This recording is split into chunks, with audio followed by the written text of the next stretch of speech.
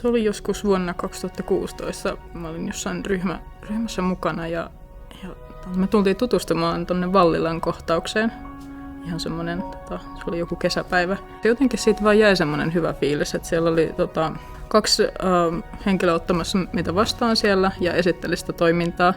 Ja jotenkin se tuntui tosi hienolta idealta, että tänne voi tulla vaan hengailemaan ja tapaa uusia ihmisiä. Ja mä tykkäsin siitä ajatuksesta, että siitä jäi semmoinen lämmin fiilis, että tänne voisi tulla kyllä uudestaan. Sen sama fiiliksen perässä oikeastaan.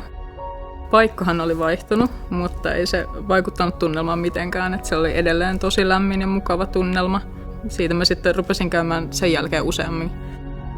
Vaikka ei kokisi itsensä yksinäiseksi, niin mun mielestä se on tosi hienoa, että on joku paikka, missä tavallaan se on sallittua kanssa puhua toisille ihmisille. Semmoisia kohtaamisia ihan tuntemattomien ihmisten kanssa. Mun mielestä se on tosi kiinnostavaakin. Kun mä ensimmäistä kertaa tulin käymään kohtauksella, niin silloin oli paljon helpompaa kerätä sitä rohkeutta.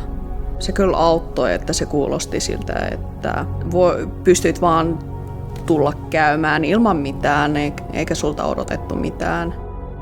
Mulla oli aina sellainen ajatus, että mä tulin tänne, koska tää on paikka just tarkoitettu, jos on yksinäistä, niin kaikki muutkin ovat sitten jonkin verran yksinäisiä ja haluavat olla ihmiskontaktia, niin ne tulee tänne, niin mulla on tällainen automaattisesti lupaa, että täällä kai ihmiset haluavat puhua yhtä paljon kuin minäkin. Se on heti ollut sellainen helpotus.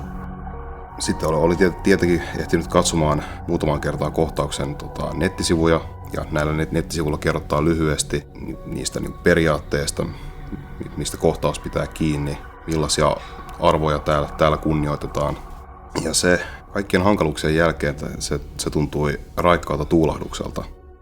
Kun minä ajattelen kaupunkeja, kun minä ajattelen kaupunkikulttuuria, olen huomannut sen, että suurin osa ihmisistä nauttii siitä, että he ovat yksi pieni osa jotain isompaa. Suurin osa ihmisistä, niiden ei tarvitse luoda itselleen valtavaa profiilia, koska heillä on luotto siihen, että jossain vaiheessa he voivat löytää sen oman juttunsa, oman yhteisönsä. Ja se, että missä ne henkilöt kohtaavat, se voi olla internetin keskustelupalsta, mistä lähtee idea liikkeelle ja sitten sieltä perustetaan jotain.